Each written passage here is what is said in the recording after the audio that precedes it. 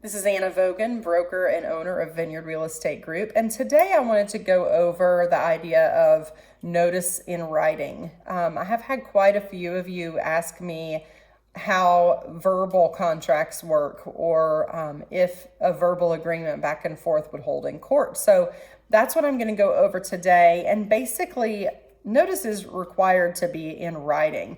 The Statute of Frauds requires that a contract for the sale of property or any interest or concerning property is required to be in writing.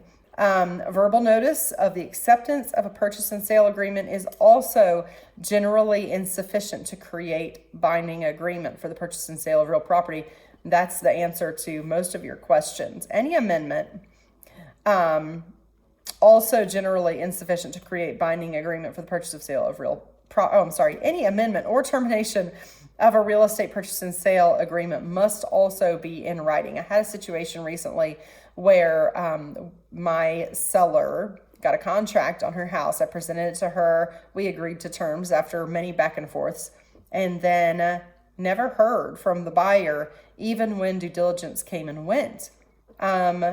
Whenever I went back to her to ask her how everything was going and if they just decided not to do the inspection or what the situation was, she said, "We haven't even been in contact with you. We're not going forward with the house." And even though she told me that the earnest money had been deposited, it was never deposited. They just walked away free and clear. I had blown her up for a very long period of time for a copy of that earnest money check, and she never sent it, kept promising it to me. Turns out it was never deposited. We didn't have a leg to stand on. Very unusual situation. But keep in mind, there are occasions where the court will find that the parties waived the requirement for written notice through their conduct.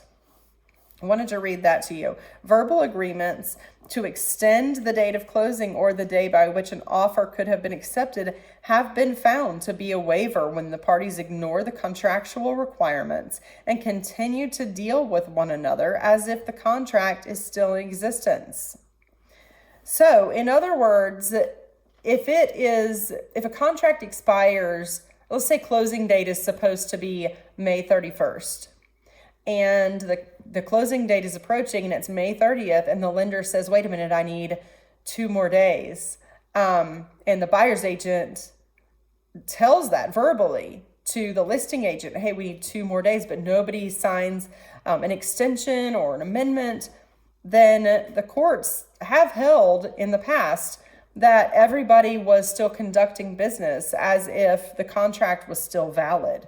So that can be a situation where the courts will rule in that favor because the parties acted in such a manner as to lead the buyer to believe that strict compliance to the closing date was not necessary. So again, just good information to keep in mind. You don't want to have to go to court to fight these battles. Nobody wants to have to go to court. So make sure that you're getting those amendments, those extensions in on time and keeping everybody compliant, keeping everybody covered.